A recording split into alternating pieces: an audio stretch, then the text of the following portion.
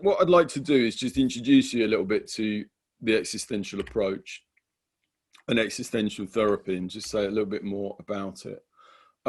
As I was saying before, there's a real diversity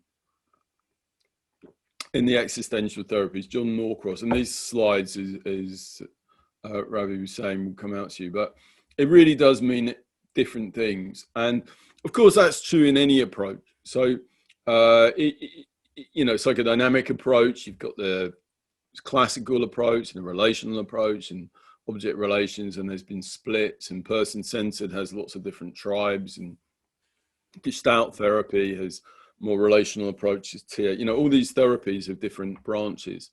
But the existential approach is, I think, more diverse than most, because it doesn't have any founder. At least like if you look at the person-centered approach, you've got Rogers, or psychodynamics got Freud. There's no Rogers in the existential approach. There's maybe 5 or 6 key people. So you've got key people like Rollo May, Frankl, Yalom, maybe Emmy van Derzen. But they're different people who have kind of developed existential ideas